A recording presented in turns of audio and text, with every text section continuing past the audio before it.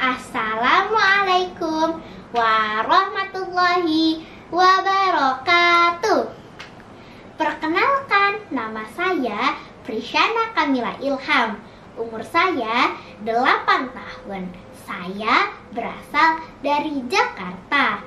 Hari ini Syana akan menceritakan salah satu kisah keteladanan Rasulullah yang berjudul Doa untuk Para Pembenci. Nah, sebelum Syana mulai ceritanya nih, Syana punya pertanyaan penting nih. Menurut teman-teman, apa sih hal yang paling berat untuk kita lakukan? Apakah mengangkat gajah atau memindahkan gunung?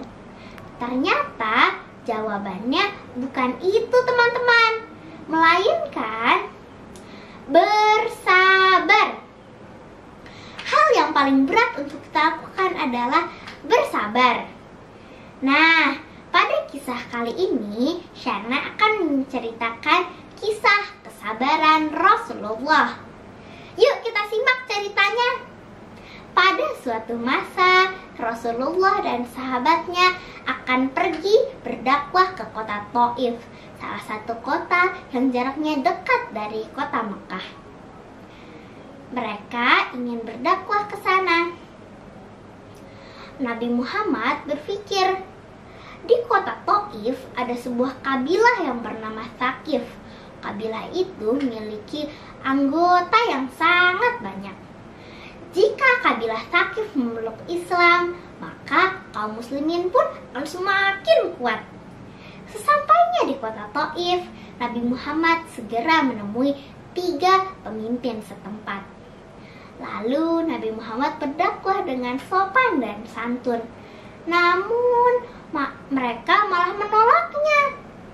Malahan beberapa dari mereka justru melontarkan kata-kata yang kasar dan menyakiti hati.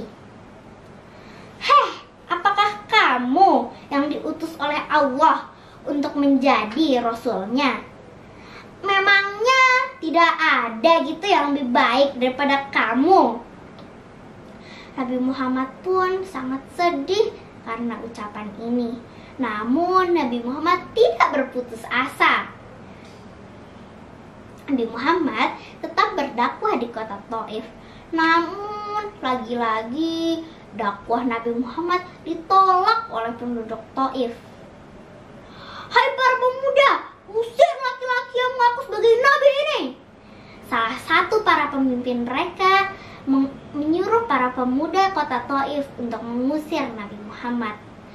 Para pemuda itu pun melempari Nabi Muhammad dengan batu dan kayu, sehingga Nabi Muhammad tubuhnya penuh dengan darah. Di perjalanan pulang, Nabi Muhammad menemukan tempat yang aman untuk beristirahat. Lalu Nabi Muhammad berdoa kepada Allah Subhanahu wa Ta'ala.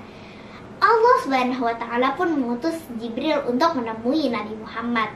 Malaikat Jibril pun berkata, "Ya Rasulullah, apabila engkau menginginkan hukuman yang setimpal untuk para penduduk Thaif, saya akan menyuruh malaikat penjaga gunung untuk membenturkan 2 gunung yang mengapit kota Thaif agar kota itu hancur bersama para penduduknya."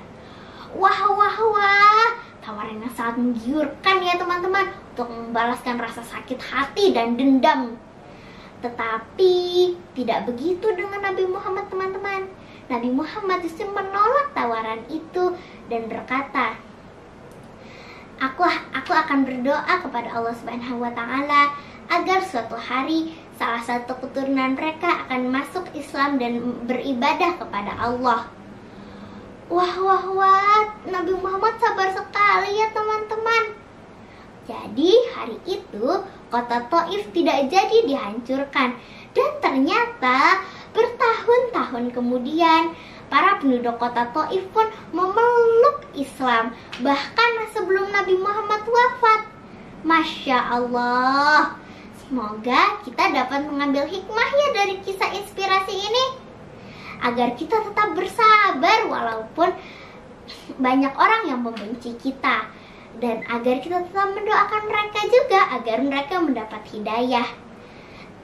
Sekian kisah dari Shana.